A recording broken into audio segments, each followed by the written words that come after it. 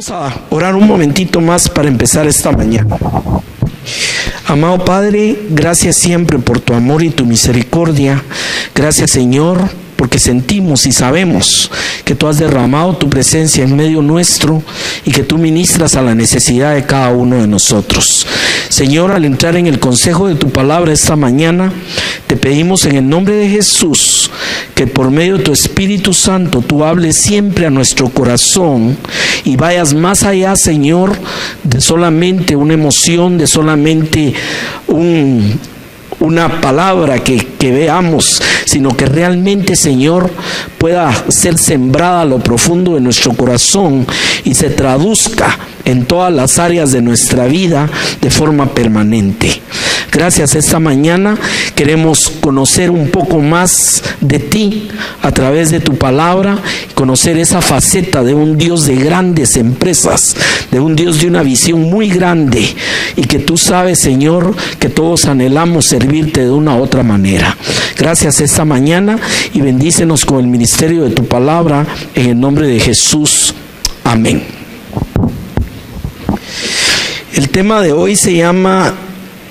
Nuestro tema de hoy se llama el Dios de las grandes empresas. Una de las cosas que vemos a lo largo de toda la Escritura es una revelación de la personalidad de Dios. O sea, cada persona, cada personaje que nos aparece en la palabra tiene toques de una relación especial con Dios y es maravilloso porque déjeme decirle, tenemos personajes a lo largo de más de casi 2000 años en que se escribió la palabra y estos personajes tuvieron diferentes experiencias con Dios. Y lo maravilloso es que hoy en día nosotros seguimos teniendo experiencias con el mismo Dios, pero a veces perdemos un poquito la misma modernidad en que vivimos. A veces como que nos roba un poco la visión del tamaño de Dios al que servimos. Y esta mañana por eso quiero platicar de la experiencia de algunos de las personas en la palabra, pero con un punto que es común. Tienen un hilo a lo largo de todos ellos y es que fueron llamados a grandes empresas, siendo personas que no tenían ni los recursos ni la capacidad, vivían en un mundo que no se movían las cosas como hoy, pero pudieron entender, pudieron comprender cuál era el papel que ellos podían jugar en las manos de Dios para planes, para visiones muy grandes. Y por lo que he oído esta mañana, estamos muy en sintonía con eso. Porque déjeme decirle, me tocaba el testimonio de una de las hermanas que decía, es que perdí el miedo. Hermano, todos somos llamados a ser instrumentos de Dios.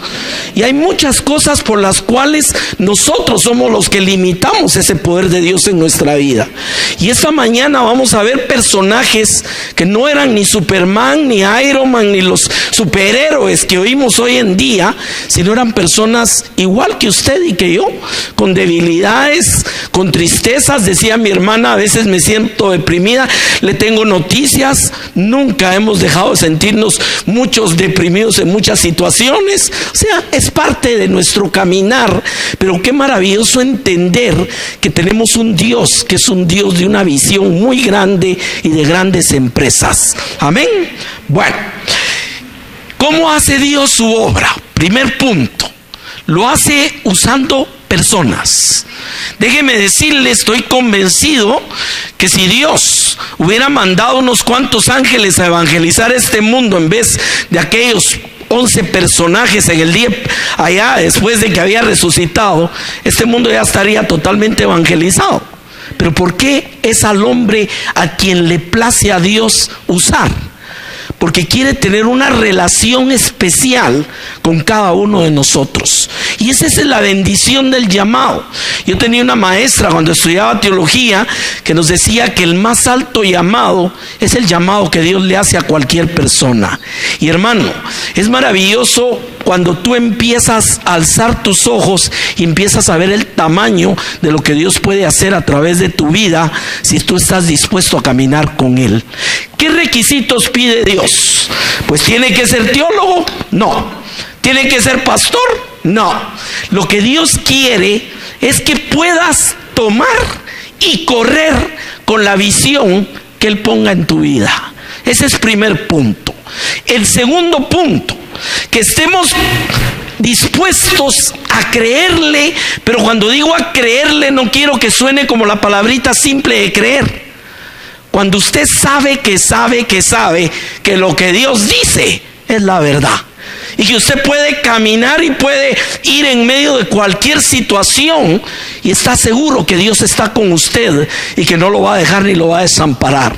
Y el otro punto, hay momentos en que la obediencia pareciera algo fuera de nuestra realidad, pareciera algo que no es concordante con la razón.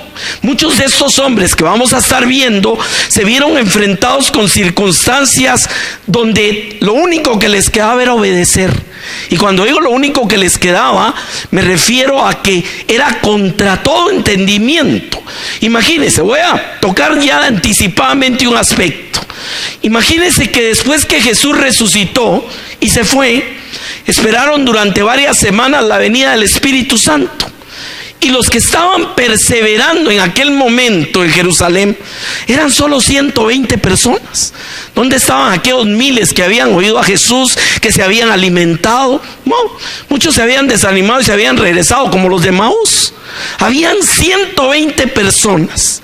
Y es con esas 120 que Dios le pegó fuego al mundo desde el punto de vista del evangelismo mundial. 120, hermano. Y mire cuántos siglos han pasado. Ellos no tenían internet, no tenían televisión, pero el mensaje nos llegó a nosotros. ¿Por qué? Porque siempre está usando personas que comparten esa visión, personas que están dispuestos a creerle y a obedecerle. Esos son los dos elementos, creerle y obedecerle. Pero el obedecerle a veces va a reñir con tu misma limitación, y es ahí donde aprendemos a caminar con Dios. Amén. Déjenme empezar con un personaje, Noé. Noé vivió en un mundo donde el hombre ya había empezado a pervertirlo todo, lamentablemente. Un mundo donde prácticamente había llegado a tal punto la violencia, dice la palabra, Noé, Génesis 6:13, dijo Dios a Noé: he decidido el fin de todo ser, porque la tierra está llena de violencia, y aquí que los voy a destruir. Hazte un arca de madera de gofer, y le empieza a dar especificaciones. Ahora, ¿cuál era la visión de Dios a través de Noé? No era destruir el mundo, hermano. Era levantar una nueva generación de hombres que creyeran y confiaran en Él. O sea que la visión iba más allá de un diluvio. Eso es lo que a veces tenemos que entender. Las cosas que Dios hace no es el momento, no es el Goliat que David lo botó de una piedra, no es el Jericó que se cayeron las murallas. Eso solo son pequeñas partes de todo el instrumento del plan de Dios. Amén. Y este hombre vivía en un lugar montañoso, ni siquiera sabía de barcos, no tenía la materia prima suficiente, iba a tener que tardar en cortar árboles. De hecho, el arca se demoró 120 años construyéndola. O sea, es un Dios que sabe que muchas veces vamos a tener que tener paciencia y seguir para adelante con las cosas. Pero sabía que Noé estaba dispuesto a tomar la visión. Sabía que Noé estaba dispuesto a creer y confiar en Él. Y sabía que Noé estaba dispuesto a obedecerle. En una de las epístolas de Pedro dice que se burlaban de él. Ya se imagina usted un señor allá en las montañas construyéndose un tremendo barco, que dejó todo el negocio, tenía viñas y se dedica a esto. Yo me imagino a los 118 años, yo creo que ya estaba aburrido que le dijeran que estaba loco. ¿Cierto o no es cierto? Pero aquel hombre permanecía y seguía. Creo que hasta los hijos tal vez en algún momento se le rebelaron. Pero mira, papá, estamos descuidando el negocio, ¿y para qué vamos a hacer ese gran barco aquí en medio? Pero eso es creer y eso es obediencia. Eso es visión. Si no sabemos para dónde vamos y qué es lo que queremos y qué es lo que Dios puede, lo que hacemos son esfuerzos a veces que no llegan a nada. Y ahí viene el desánimo precisamente, porque mire, es que ya probé, intenté, pero la visión de Dios, cuando llega al corazón del hombre y el hombre está dispuesto a creer y a obedecer a Dios, se vuelve un poder de dinamita en la vida del hombre, hermano. ¿Me entiende? No va a parar hasta que llegue a donde Dios quiere que llegue. Y vemos el caso de Noé. Arranco solo con ese caso. Sabemos la historia, qué fue lo que sucedió. Un hombre que obedeció, porque también aquí hay un elemento. Tampoco Dios tira el mensaje, tira la visión y ahí vea usted cómo se le ocurre hacerlo. No, el detalle que le dio del arca era un detalle muy claro. De qué tipo de madera, cómo lo iba a calafatear, de qué largo, de qué ancho, cómo iba a estar construido por dentro y por fuera. Todos los detalles, porque Dios está viendo a la obediencia de nuestro corazón. Yo le pregunto esta mañana, ¿usted cree que si hubieran fallado en el diseño del arca, porque si hubieran apartado el diseño, el arca ya no hubiera servido? Claro que hubiera servido. Si hacer el arca era el medio que Dios usó para darle la lección de la obediencia, hermano, Dios pudo haber mandado arcas hechas de mejor calidad. Pero este hombre estaba dispuesto, como le digo, a dejar todo. Estaba dispuesto a preñarse de esa visión y a no dejar nunca de obedecer a la que iba con Dios. Amén. Y ahí empezamos a ver el ejemplo. Un Dios con una visión grande, un hombre dispuesto a obedecer y creer, un hombre que supo tener la paciencia de tantos años construyendo aquel arca. Usted sabe la historia. Y una de las cosas maravillosas de Dios es que los personajes que usan la palabra tampoco se parece la historia de uno a otro. Tienen diferentes elementos, porque Dios es un Dios de facetas. Dios en los propósitos grandes tiene una serie de personajes. Ese es otro tema, no usa solo uno, sino los va enlazando o utiliza varios a la vez para cumplir sus propósitos. Y aquí tenemos una historia que está en el libro de Génesis también, que es el caso de José. Yo le voy a hacer una pregunta. La visión, el llamado, lo que Dios hizo en la vida de José, ¿era para que no se murieran de hambre en la sequía, hermano? No, ese era el paso intermedio. Dios estaba preparando ya todo el basamento para la fundación de un pueblo, de donde habría de venir la bendición para todo el mundo. La visión de Dios en José era una visión de hacer algo más grande que lo que el mismo José podía entender, ni siquiera ver. Era una parte pequeña de todo el eslabonar de Dios en la construcción de un plan. Y vemos la historia de José pasando por 1000 cosas y problemas, pasando por situaciones muy difíciles.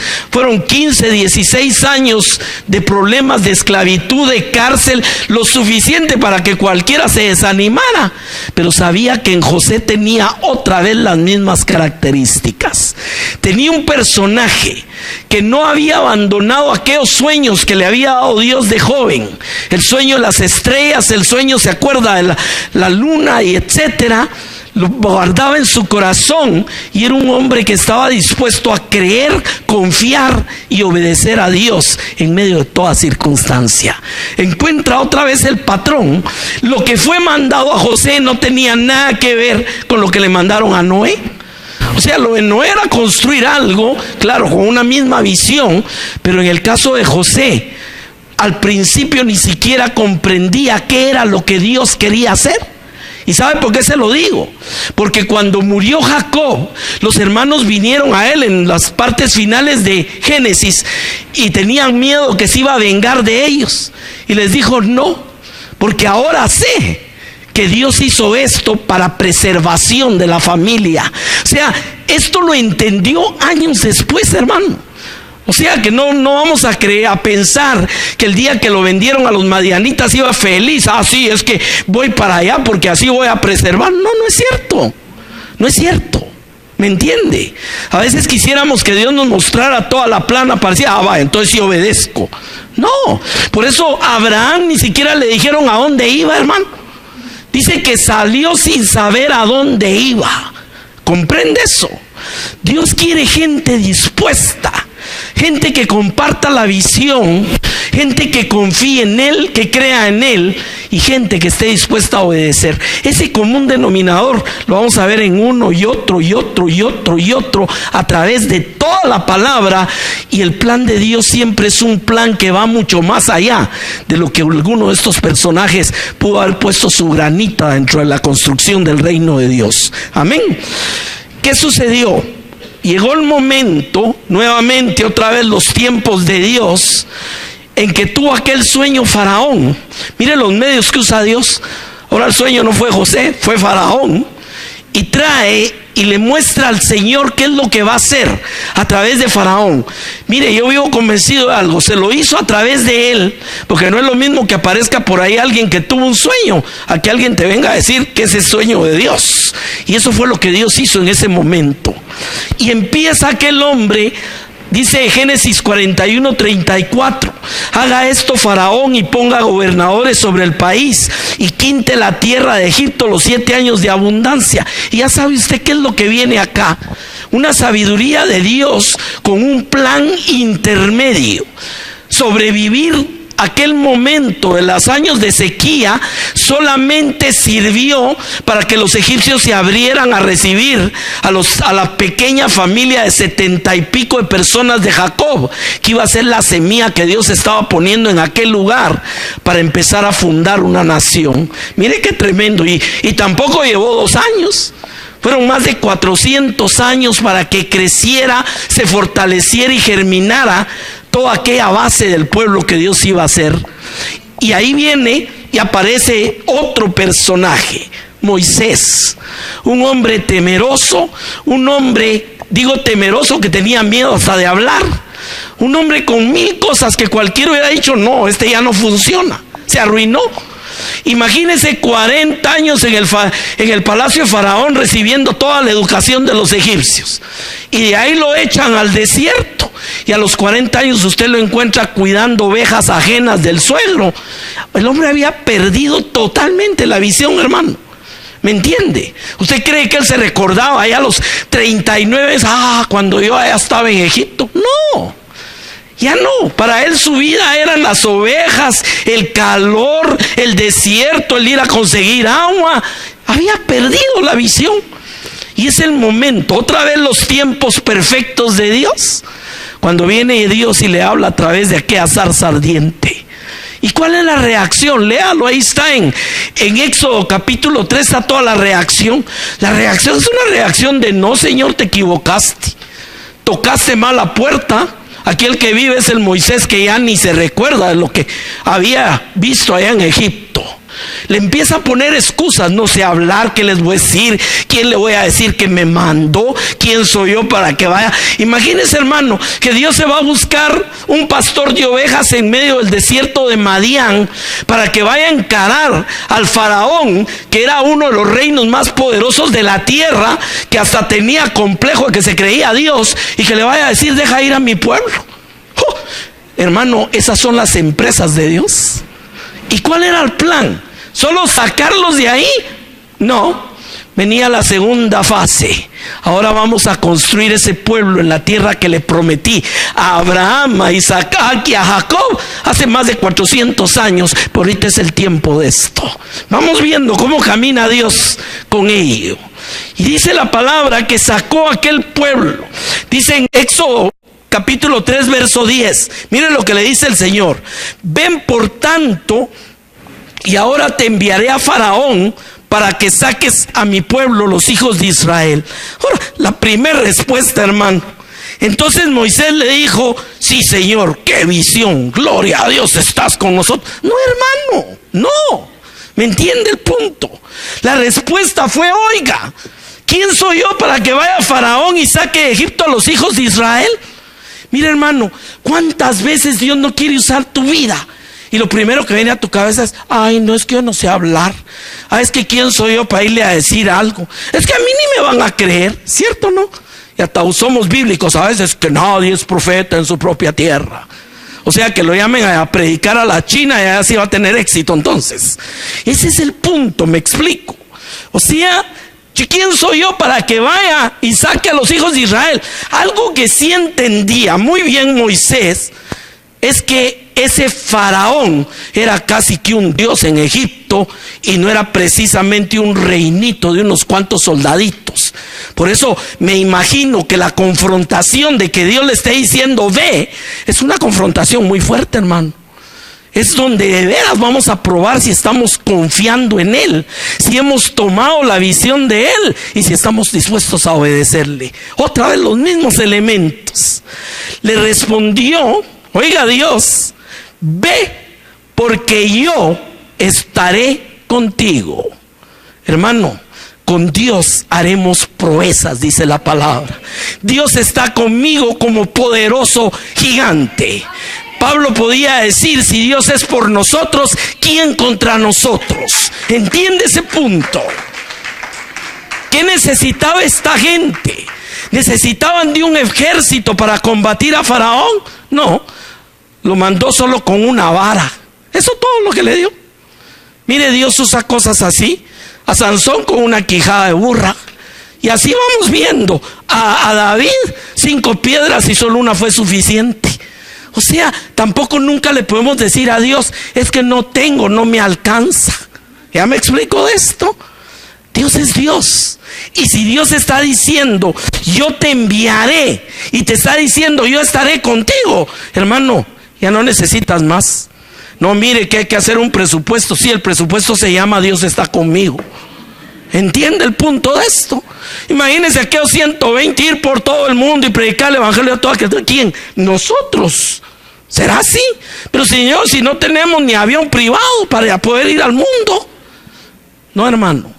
Dios sabe a quién toma y sabe a quién manda, porque tiene grandes visiones y empresas, y porque Dios trabaja con hombres sencillos como cualquiera de nosotros, que están dispuestos a confiar y creer en Él y dispuestos a obedecerle. Ahí está todo el secreto.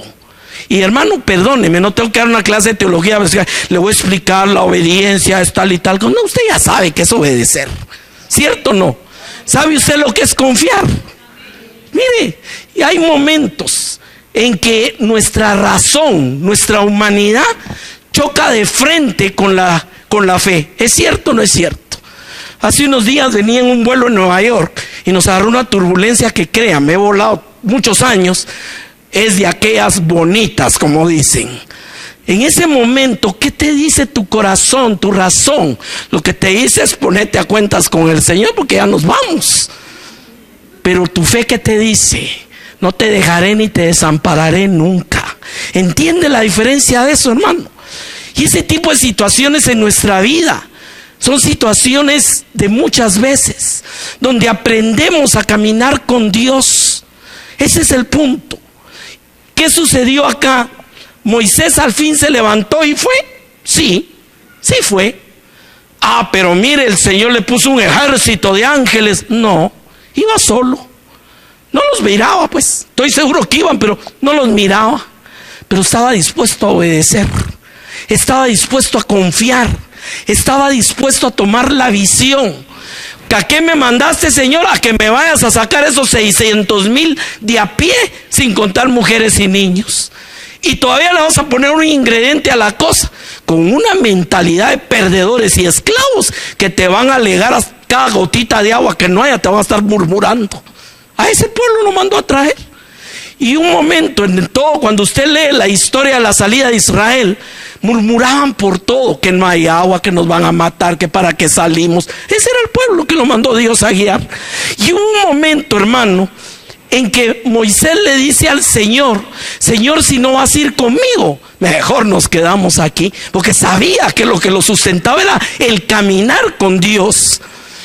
Y había visto la gloria de Dios comiendo pan en el desierto, tomando agua de la roca, porque confiaba en Dios. Había visto el mar abrirse y cerrarse ante sus enemigos. O sea, Dios sigue siendo Dios, hermano. pero trabaja con personas. Mire, apenas llevamos 3 y usted ve el común denominador.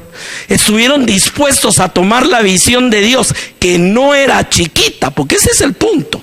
Señor, dame una visión chiquita para empezar. No tiene visiones pequeñas, le cuento. La visión de Dios es grande, siempre. Imagínese, es el creador de los cielos y la tierra. ¿Será que puede ver en chiquito? Por ahí vi una foto hace poco de una foto de la tierra tomada desde Saturno, y es una estrellita en medio de la nada, hermano. Pero Dios no creó esa estrellita en medio de la nada. Dios creó todos los cielos y la tierra. ¿Entiende el tamaño de Dios? Por eso no puede tratar con cosas pequeñas. Veamos otra. ¿Qué pasó? Los lleva a las puertas de la tierra prometida y les dice que entren y posean porque Él les ha entregado. Fíjense que el lenguaje de Dios es muy particular. Eso lo encuentra usted en los primeros capítulos de Éxodo de una forma marcada. Nunca dijo: vayan a ver qué pasa, traten de entrar, vamos a ver si se puede. Hermano, yo le voy a hacer una pregunta. ¿Usted cree que para Dios era problema las ciudades amuralladas y los gigantes? El problema de los israelitas no eran las ciudades amuralladas ni los gigantes. El problema estaba aquí, mire. Ahí estaba todo lío. ¿Por qué no esa generación se quedó tirada en el desierto y nunca entró a poseer lo que Dios les había dado? Cuando entraron con Josué, las ciudades ahí estaban, los muros ahí estaban, y los gigantes ahí seguían viviendo. O sea que Dios no vino: va, pues espérame, te los voy a quitar para que ahora sea fácil. Y tampoco fue de un día a otro. Fueron 40 años de guerras para poder tomar lo que Dios les había dado, hermano. ¿Entiende eso? Viene y los manda a que vayan a ver la tierra y que entren a poseer aquello que les ha dado. Y la respuesta es: no podemos. Somos como langostas, ahí hay gigantes. Mejor saquemos nuestra conclusión, mejor busquemos nosotros líderes, nos regresamos para allá a Egipto. Ahí empezaron hasta a llorar lo que la carne y los cebollas que comían en Egipto. Mire qué terrible es la naturaleza humana, hermano. Ya se les había olvidado el mar abierto, ya se les había olvidado el pan y agua que comían todos los días del cielo. No, ahora no podemos. Y cuando enfrentamos muchas veces situaciones que creemos que no podemos, hermano, qué maravilloso, le tengo noticias: es Dios el que está en el asunto. ¿Sabe por qué? Porque a veces tiene que entrenarnos de esa manera. Nos enfrenta con situaciones que tú no puedes resolver, situaciones que tú no tienes el control, porque es la manera como nos enseña: yo soy el que estoy contigo y yo soy el que te envié.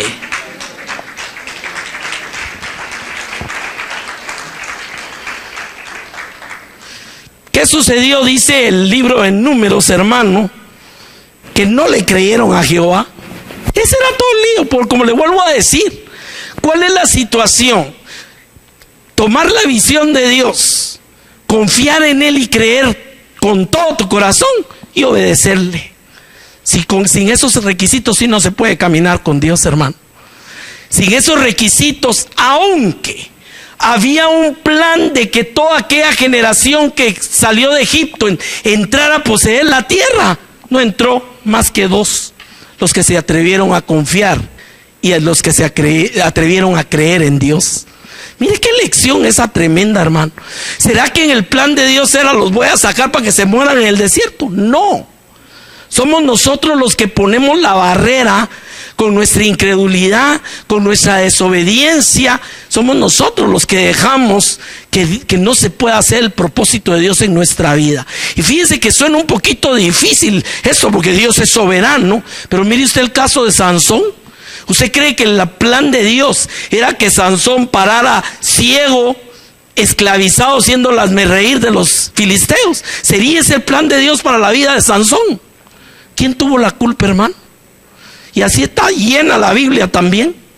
O sea, que personas que han echado a perder el propósito, el llamado de Dios en su vida, porque no logran abrir los ojos a la visión de Dios, o porque simplemente ven por encima del poder de Dios sus propias limitaciones. Ahí es donde está todo el problema. ¿Qué hizo este pueblo? Bueno, ¿Cómo somos? A ver, ¿cómo nos miramos nosotros comparados con las murallas y los gigantes? ¿Cómo somos? Somos como langostas. Así nos van a servir. No podemos. Nosotros no podemos. O sea, Dios nos trajo aquí, nos enseñó que fruto de veras fluye leche y miel, pero no nos lo quiere dar. Ahora, ¿será no nos lo quiere dar o será no nos atrevemos a confiar en Dios para tomar lo que Dios nos ha dado? ¿Entiende la diferencia de esto, hermano? Viene, y usted sabe lo que pasó, hasta el mismo Moisés pagó las facturas de todo esto porque no lo dejaron entrar a la tierra prometida. Y cualquiera, ahí viene otro elemento más de la enseñanza de Dios a nuestra vida. Dios había dispuesto que ese pueblo que conformó en Egipto y que lo sacó, lo iba a meter a poseer esa tierra, porque sobre eso iba a fundar todo lo que venía más adelante. Ahora, se le murió Moisés. O sea, bueno, hasta aquí llegamos y ahora ¿qué vamos a hacer? No, ya tenía listo el siguiente. Ese es el plan de Dios, ¿entiende esto? O sea, ya estaba listo Josué. ¿Cuándo lo llamaron? Al día antes de... No, 40 años tenía de andar caminando con Moisés y había sido el acompañante directo, el secretario privado que había visto la gloria de Dios en la vida de Moisés. 40 años de entrenamiento. A ver, ¿quién quiere tener 40 años de entrenamiento, hermano? Los 40 de Moisés, los 40 de Josué, los 120 años del arca. Ese es Dios. ¿Me entiende el punto de esto? Pero el punto no está si Dios te va a usar a ti para cumplir todo el plan. El punto está que tú te puedes volver un instrumento estratégico en las manos de Dios para llevar a cabo todo ese plan, aunque sea otro el que lo termine. Y déjeme decirle, por eso la palabra dice que la gloria no es ni del que siembra ni de que el cosecha, es de Dios, que es el que da el crecimiento.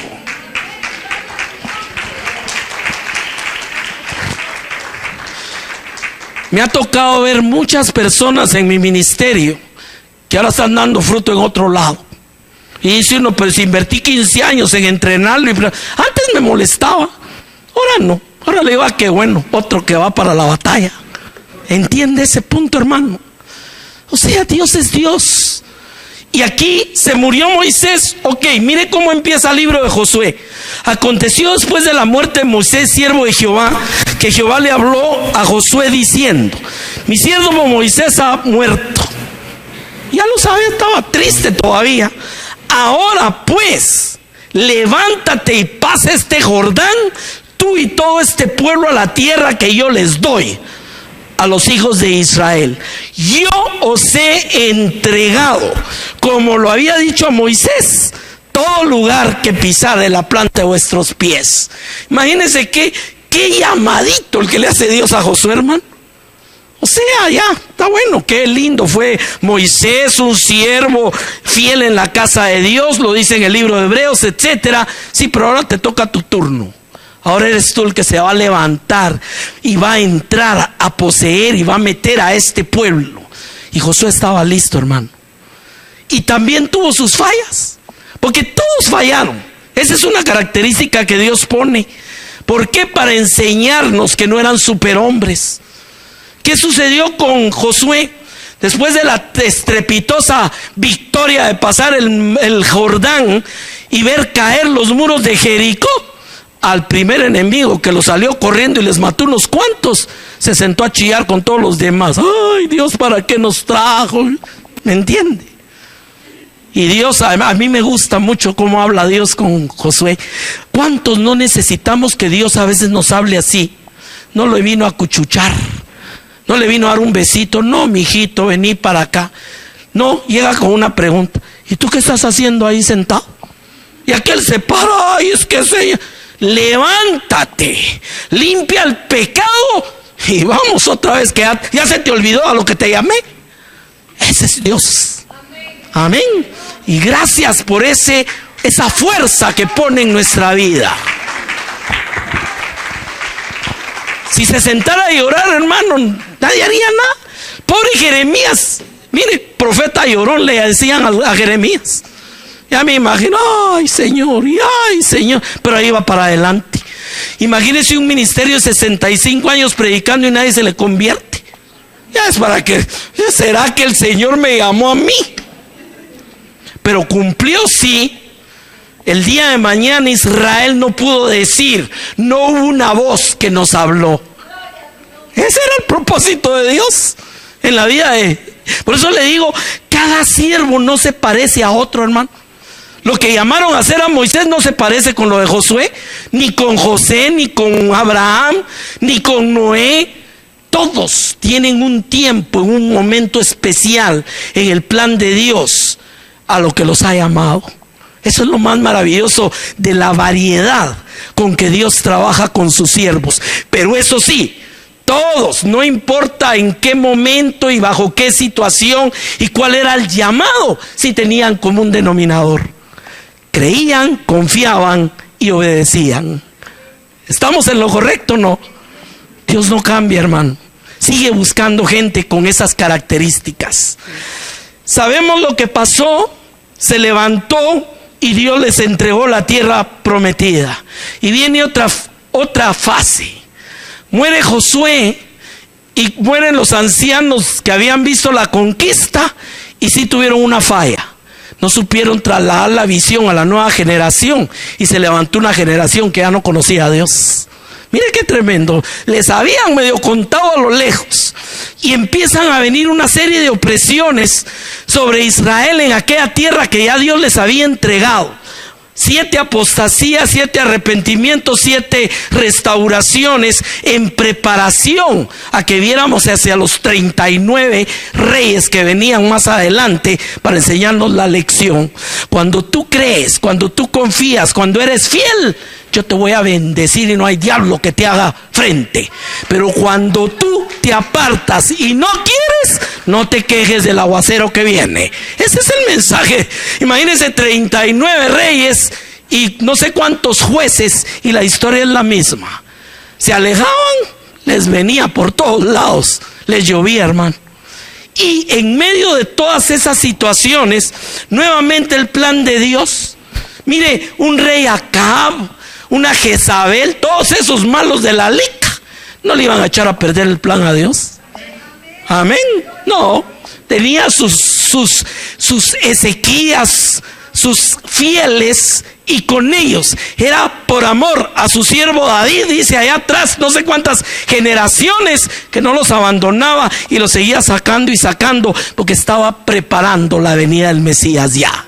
Imagínense, ese es Dios, hermano. Por eso me da cosa cuando a veces la gente cree que si cierto personaje la palabra le hubiera dicho no a tener a Jesús, todavía estaría en problemas Dios viendo cómo lleva a cabo el plan de salvación. ¿Me entiende el punto? Gloria a Dios por esa sierva que le dijo hágase en mí conforme a tu voluntad. Pero hermano, no es que Dios dependiera de esa sierva. ¿Cuántos entendemos eso? ¿Qué sucedió aquí en Jueces? Que en medio de cada apostasía y cada llevada del río, Dios levantaba a alguien y nos estaba dando una lección preparatoria. Lo que no es, lo que no sirve, lo que el mundo desecha, lo pequeño, eso es lo que usa Dios. Y la vida de Gedeón, que es nuestro siguiente personaje, es un ejemplo de ello. Mire lo que pasa.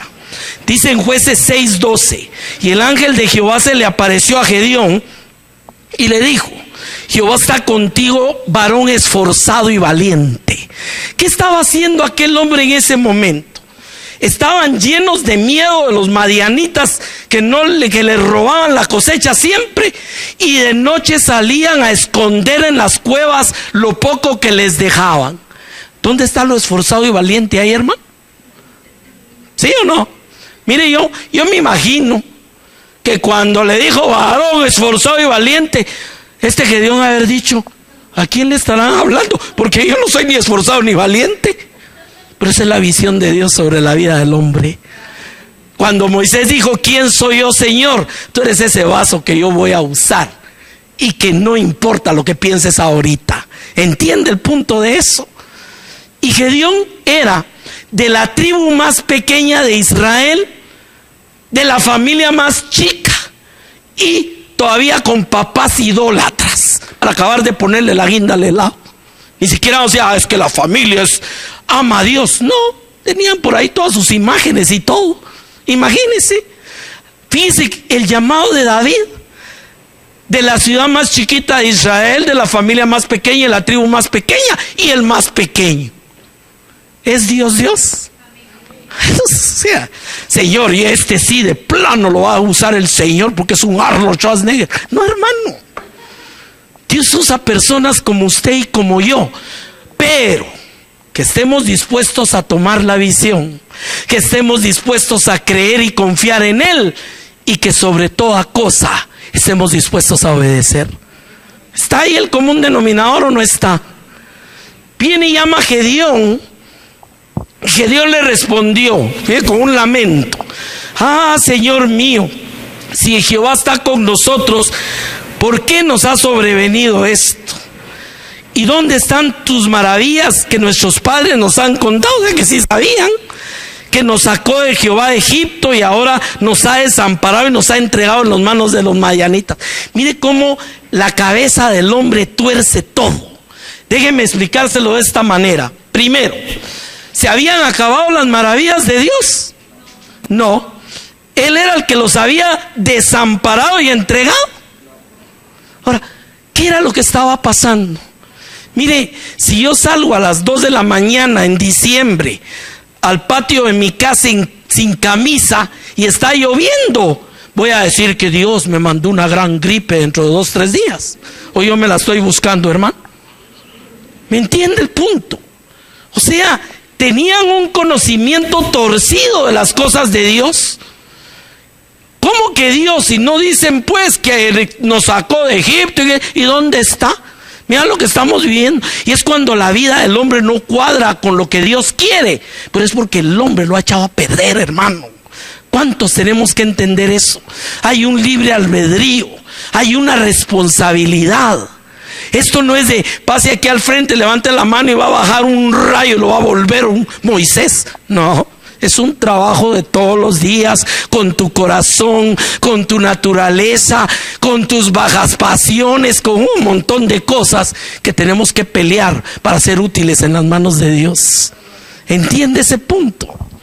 ¿Qué sucedió? La historia, mire lo que le dice: mirándole Jehová, Jueces 6:14, le dijo: ve con esta tu fuerza y salvarás a Israel de mano de los madianitas. ¿No te envío yo? Ahí está la clave, oiga. ¿No te envío yo? Mire, si Dios no lo manda, mejor quédese en su casa. Pero si Dios lo manda, más vale que empiece a caminar, hermano. No que si el Señor, que dentro de 20 años ya terminé, ya me jubilé, voy a servir a Dios. No es cierto.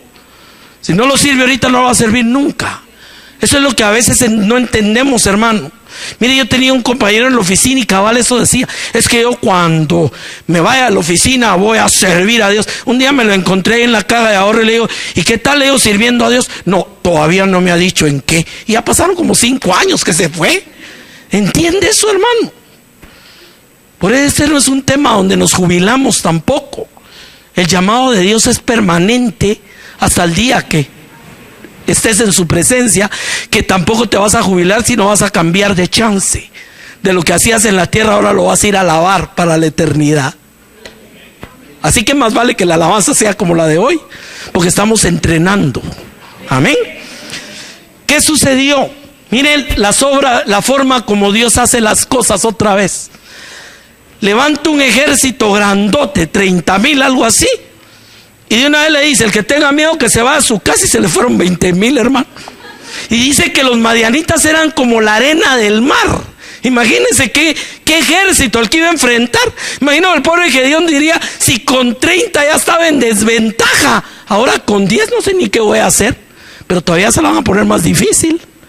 Le dice: llévalos a tomar agua, y el que tome y así, sin agacharse, a ese lo separas, y con ese va a decir: hermano, se le fueron otros 9,700.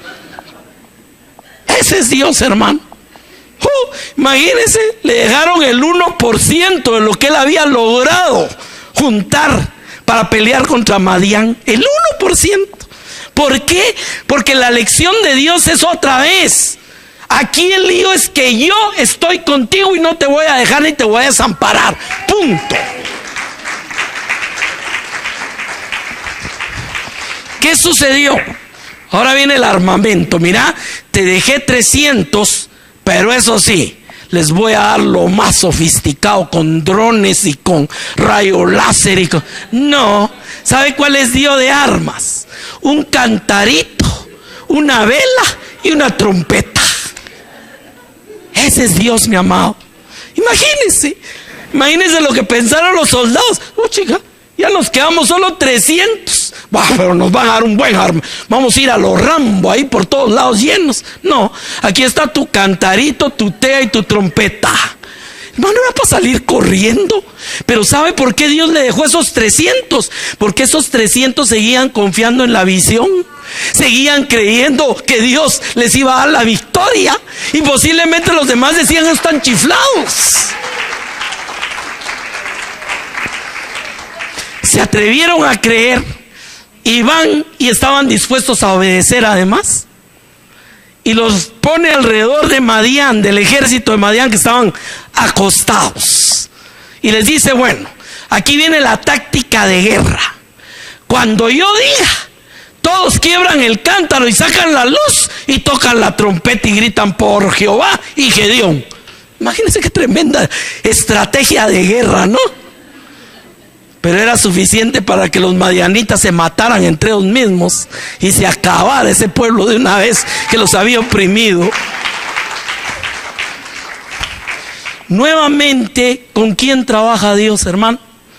Con el que está dispuesto a tomar la visión, está dispuesto a confiar y creer en Él, y está dispuesto a obedecerle a Él. Y aquí empezamos a ver: manda a hablar con Faraón. Era irracional. A cuanto entre me van a matar, tal vez tiene precio mi cabeza todavía. Todas las excusas que quiera. Manda al otro: hazte un arca. Ah, bueno, tal vez el arca, el pacto chino. No, es un arca donde vas a entrar tú con tu familia y todos los animales de esta tierra. Imagínese, hermano. Vete a una tierra que yo te mostraré. Y dice que Abraham agarró lo que tenía y salió sin saber a dónde iba, hermano. ¿Me entiende eso? Gente que se atrevió a confiar. Mira, Josué, aquí está la estrategia de guerra. Le vas a dar 6 vueltas a la ciudad y no van a decir nada ni a hacer bulla. Al 7º día le vas a dar 7 vueltas y van a tocar la trompeta. Gran técnica de guerra, pero ese es Dios. Amén, porque aquí el punto no es de qué tamaño es tu ejército ni qué armamento tienes. Aquí el punto es que Dios está contigo y no te dejará ni se desamparará. Y Él es el que te ha mandado a lo que tienes que hacer.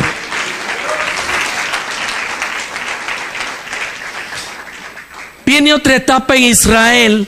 Son destruidos, son acabados por su mismo pecado. Dice en Segunda de Crónicas 15:36 que Dios les envió profetas y no hicieron caso hasta que subió la ira de Jehová y ya no hubo remedio. Y fue destruido Jerusalén, no quedó piedra sobre piedra ni nada de eso. Pero pasa el tiempo que Dios había determinado, los 70 años del cautiverio, y Dios despierta siervos que van a ser claves para regresar y establecer nuevamente su reino en Jerusalén, con un pueblo que había llevado suficiente leño para que no se apartaran esos últimos 400 años antes que viniera el día en que iban a ser el Mesías. Mire la preparación de Dios. Y escoge en primer lugar a un sacerdote llamado Esdras. Y Esdras regresa con la idea, con la misión de reconstruir el templo. Esa era su misión. Y a los 20 años, no al siguiente día ni a los 6 meses, a los 20 años, toma a alguien que estaba muy cómodamente sentado en la casa del rey y que era su copero, el hombre de confianza.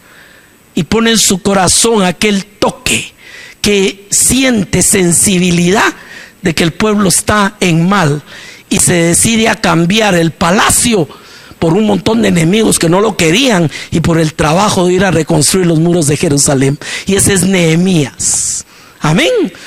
Y viene y se levanta y regresa Nehemías. Y en cuanto regresó, hermano, el diablo siempre tiene a quien fastidia.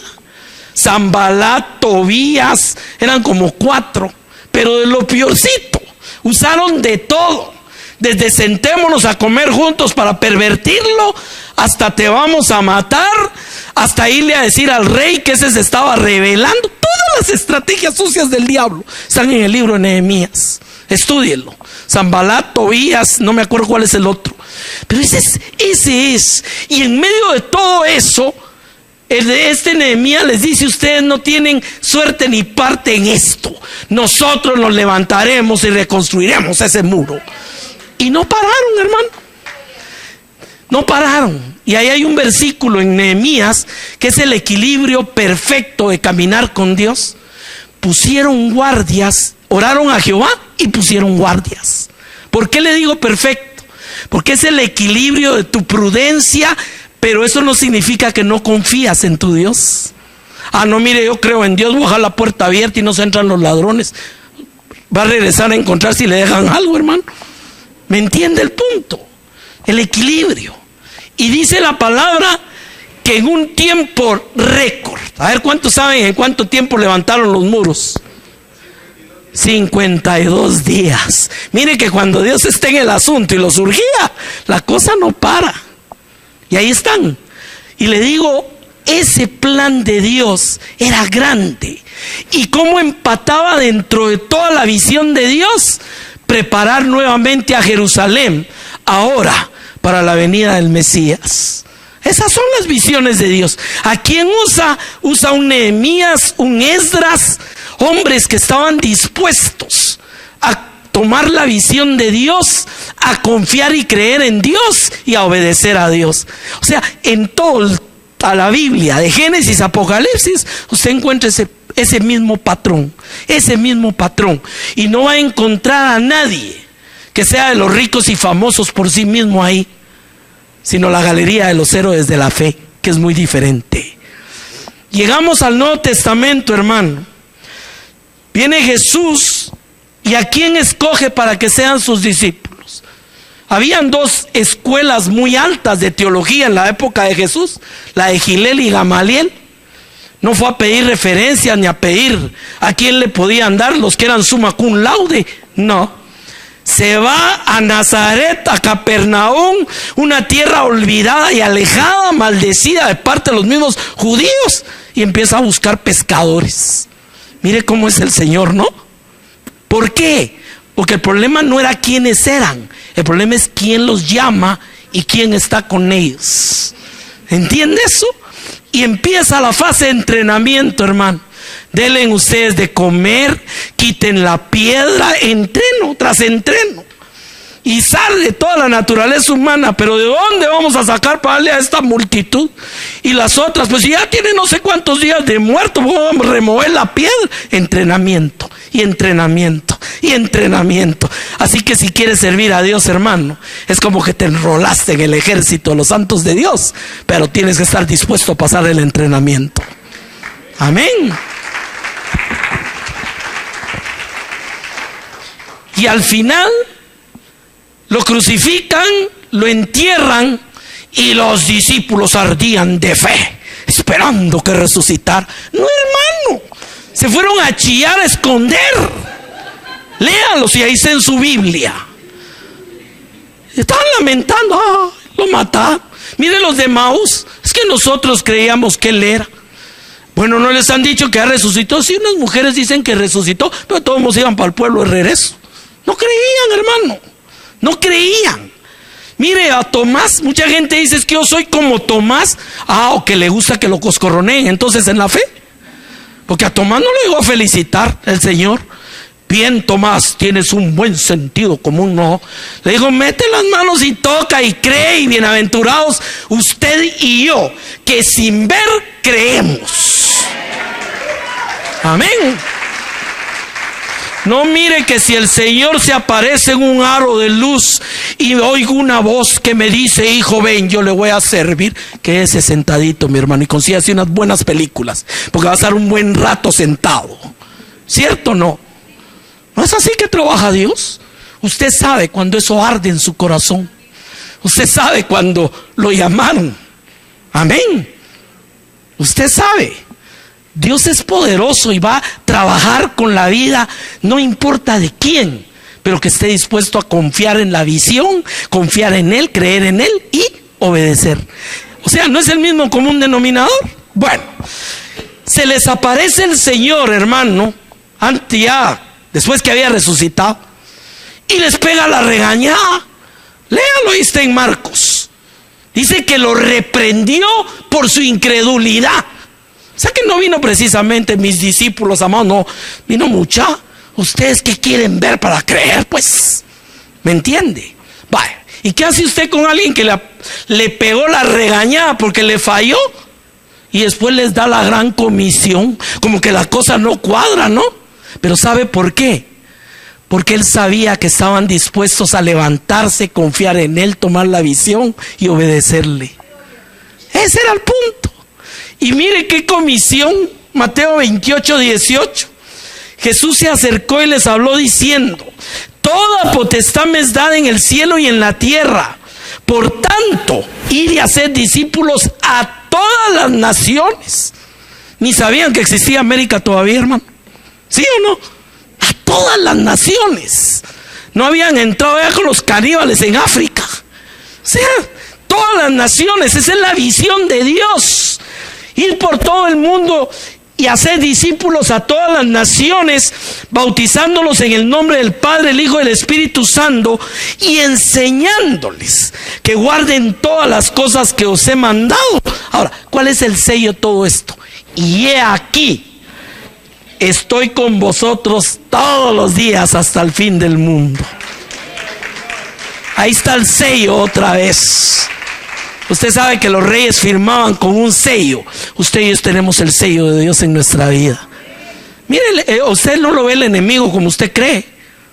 Cuando el enemigo lo ve a usted, lo que le ve es un gran sellote y ve que es templo del Espíritu Santo y que mayor es el que esté en usted que el que esté en el mundo.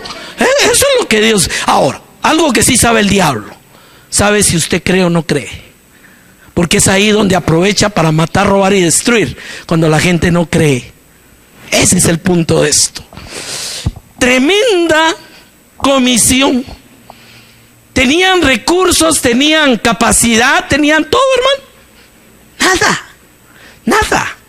Pero eso sí, estoy con vosotros hasta el fin del mundo. Suficiente.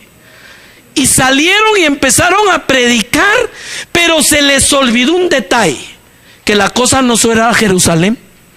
Por eso les había dicho, y en Samaria, a los confines de la tierra. No, se acomodaron. Se quedaron en Jerusalén, que alegre. Cada prédica se añaden 3,000, 2,000. El poder de Dios se ha derramado. Aquí estamos, pero tranquilos. Y cada quien trae y comparte para el que no tiene. Todo feliz en la iglesia. Entonces tuvo que venir una buena remesada para que se recordaran que los habían mandado a todo el mundo, hermano. ¿Qué pasó con la iglesia primitiva? Después que mataron a Jacob y que casi matan a Pedro y que empezó la persecución, dice que entonces salían y predicaban por todos lados. Pero aún así siguieron fallando, porque iban solo a los judíos. Y ahí no dice vayan a los judíos. Entonces tuvo que levantar un Pablo para los gentiles. Mire Dios, hermano, nosotros podemos ser parte maravillosa del equipo de Dios. Pero eso sí, tenemos que estar muy claros. Con usted, conmigo, o sin usted y sin mí, Dios va a hacer siempre lo que su obra y su poder. Entonces más vale que no perdamos el privilegio, hermano. Que mire que en unos 2 años voy a estudiar, me voy a preparar. Cuidado, porque tiene 700 más que ya están listos. Ese es el punto que debemos entender de esto. Termino con un personaje, hermano. Ya sabemos lo que pasó con esto. Pablo, tremendo ejemplo este. ¿A quién se fue a buscar a Dios?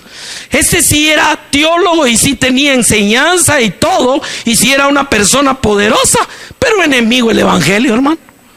Imagínense, pero ese es Dios.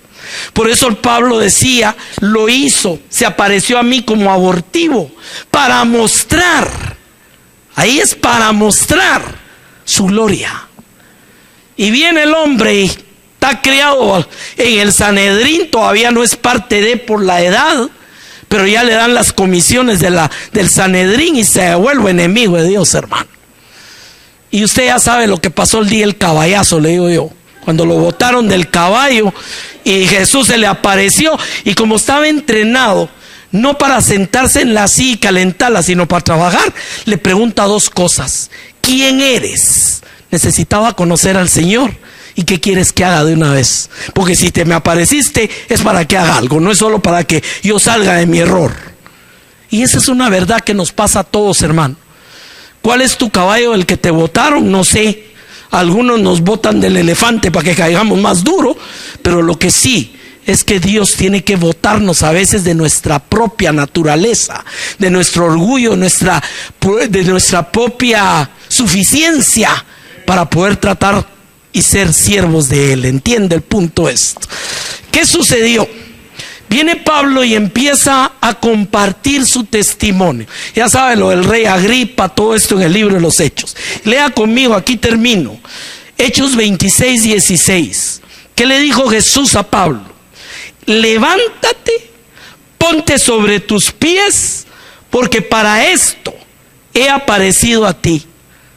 O sea, Dios no lo llamó a usted, no se le mostró, si no tuviera un propósito. Y no es un propositito, es un propositote. ¿Entiende eso? Porque Dios no es de pequeñeces, hermano. Ese es el punto de esto. Amén. Para ponerte por ministro, servidor y testigo de las cosas que has visto y de aquellas en que me apareceré a ti. Ahí está claro qué es lo que Dios quería en la vida de este hombre y de todos nosotros, librándote de tu pueblo y de los gentiles a quienes ahora te envío. O el pobre Pablo, los judíos lo odiaban porque lo miraban como traidor, y varias veces se concertaron en matarlo y decían: este no debe seguir viviendo. Imagínense, ese era su pueblo. Y los gentiles lo querían apedrear, tampoco lo querían. O sea, ese es el ministerio de Pablo. ¿Cuál es el propósito de que te envíe? Verso 18. Para que abra sus ojos, para que se conviertan de las tinieblas a la luz y de la potestad de Satanás a Dios, para que reciban por la fe que es en mí perdón de pecados y herencia entre los santificados. Hermano, este versículo reúne el gran propósito de Dios en la vida de pastores, evangelistas, apóstoles, músicos, de cualquier hijo de Dios es llamado a esto. No, mire que yo no soy apóstol. De todos modos lo llamaron a esto. Tal vez no con multitudes, pero empiece con los de su casa y con el vecino que le cae mal, y con la suegra. Yo evangelicé a mi suegra y fue una sierva de Dios hasta el día que murió. O sea, Dios trata con nosotros para esto, para que abramos los ojos. Hermano, vivimos en un país que es muy especial culturalmente y religiosamente, ¿cierto o no? ¿Qué necesita nuestra Guatemala? Que combatan las maras. No, que los cristianos seamos efectivos y empecemos por abrirle los ojos a la verdad a la gente. Ese es el llamado. Y la segunda, para que se conviertan de las tinieblas a la luz. Mire qué propósito los de Dios, y de la potestad de Satanás hacia Dios, y para que reciban por la fe que es en mí. No en mi mamá, no en mi tío, mis montones de ángeles. No, que es en mí, cristocéntrico. Amén. Que es en mí el perdón de pecados. Pero no se quede con el perdón, por favor. Y herencia entre los santificados. Dice la palabra que en Abraham somos herederos de todas las cosas de Dios. Sí, hermano, el día que lleguemos al cielo, no, aquí en esta tierra, reyes y sacerdotes para nuestro Dios. ¿Le parece a usted chiquito eso? Porque la visión de Dios así es grande. Yo oí una vez un pastor que decía: hermanos, yo soy como ese pedacito de madera, como la astita que Dios recogió del basurero para ponerla aquí en el clavito. Y le digo: gracias a Dios que yo no soy esa astita. Yo soy rey y sacerdote. Soy heredero y coheredero. Y no por mí, sino por la sangre bendita de mi Jesucristo. Por lo cual, le dice a Agripa, le estaba hablando, por lo cual no fui rebelde ¿a qué? A la visión celestial. ¿Me entiende por qué empecé con este tema? Que el Dios de las grandes empresas inyecta esa visión en nuestra vida. Por lo cual no fui rebelde a la visión, sino que anuncié primeramente a los que estaban en Damasco. Fíjense que eso tiene un significado. Imagine que se convirtió llegando a Damasco. Y ya en Damasco ya estaba predicando, hermano. Dice que se asustaban y decían, y este no venía a perseguir cristianos y ahora está predicando al Cristo que perseguía. Esas son las obras de Dios en nuestra vida, hermano. Miren, nunca se me olvidó, había un predicador que decía, cuando usted sabe que lo ha tocado Dios, usted para ahora rechazando aquello que amaba y amando lo que rechazaba. Y eso es una verdad de Dios. ¿Qué pensábamos del cristianismo? Pobres, les lavan el coco, fanáticos, solo iglesia, ¿sí o no? Y ahora no queremos salir de aquí. Venimos del retiro y seguimos aquí. Es que Dios está tocando, Dios está en el asunto en nuestra vida, hermano. Primeramente a Damasco, después a Jerusalén, por toda la tierra de Judea y a los gentiles que se arrepintiesen y convirtiesen a Dios, haciendo obras dignas de arrepentimiento. Hermano, termino nuevamente con esto.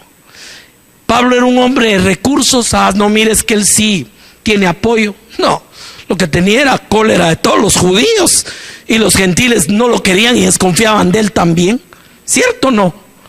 Pero déjeme decirle, el secreto está en que entendamos que Dios es un Dios de grandes empresas. No es un diosecito ni es una cosa, Dios me mandó a tal, no, es grande. Abra los ojos, tome la dimensión de lo que Dios quiere hacer en tu vida y por medio de tu vida. ¿Me entiendes? Y cuando usted se atreve a eso, mi amado, lo que Dios va a esperar es que cada día confíe y crea más en Él, y que cuando lo confronte con situaciones, usted siga siendo obediente a Él. Ese es el común denominador. Vamos a orar esta mañana. Amén.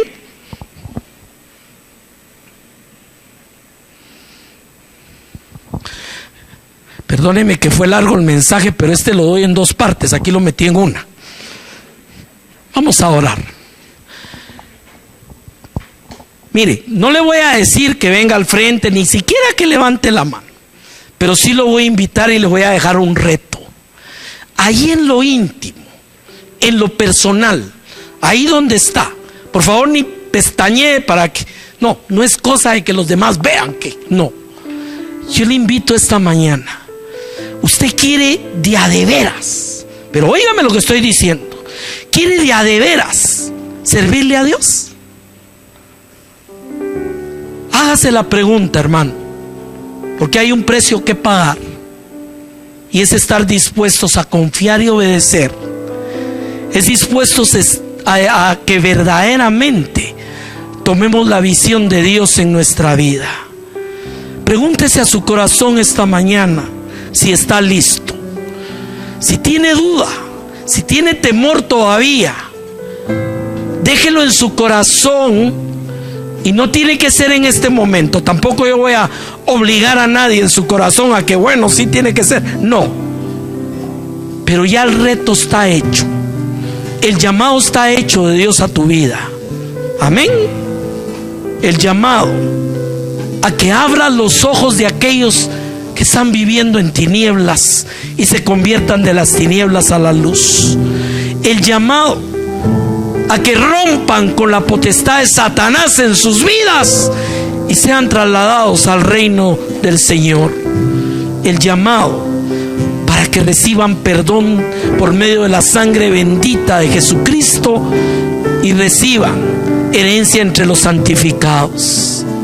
Hermano, es lo más maravilloso que nunca Dios te va a pedir, y lo que quiere es que estés dispuesto a obedecer, a creer, a caminar con Él, a levantar tus ojos y ver que Él es mucho más allá de tu propia vida es mucho más allá de lo que a veces vemos como lo más grande. Esta mañana póngale su corazón a Dios y haga un compromiso con Él, porque créame que este mundo está plagado de necesidades y el pueblo de Dios necesita compromiso. Padre, esta mañana yo presento este pueblo delante del trono de tu gracia. Tú conoces a lo íntimo la vida, el corazón, el pensamiento de todos y cada uno de nosotros, Señor. Padre, queremos aprender a compartir esas visiones, esas grandes empresas que tú estás haciendo en este tiempo. Queremos ser instrumentos en tu mano, Señor, para creer y confiar en ti y para ser obedientes en medio de cualquier situación o circunstancia. Señor, sabemos que tú estás con nosotros y que no nos vas a dejar nunca. Sabemos que tú, Señor, estás enviando tu pueblo para llevar ese mensaje a un mundo de tantos problemas, de tanta ceguera, de tanta oscuridad, a un mundo de tantas necesidades. Gracias, Señor. Heme aquí, Señor, como dijo Isaías, envíame a mí. Hermanos, si usted lo tiene en su corazón ya, dígaselo esta mañana ahí en lo íntimo. Dígale: Señor, heme aquí, envíame a mí. No se detenga como Jeremías diciendo no sé hablar, porque Dios va a poner las palabras en tu boca. Amén. No hay cosa más grande que servirle. Gracias, Señor. Gracias, Padre. Oh, Rabasai Tirimahanda Rabasaya. Uribiribia Sada Ramahanda Rabarabachutu Rumahai. Oh, Rabarabasai Tirimakaya Rabasho. Empiece a orar en lenguas esta mañana. Y si no las ha recibido, recíbalas en el nombre de Jesús esta mañana. Urabasai Tirimahanda Rabasaya. Urabarabasai Tiribaso. Gracias, Señor. Gracias, Señor. Gracias, Padre bendito. Gracias, Señor. Gracias. Aleluya. Yo lo haré. Te serviré sin reserva.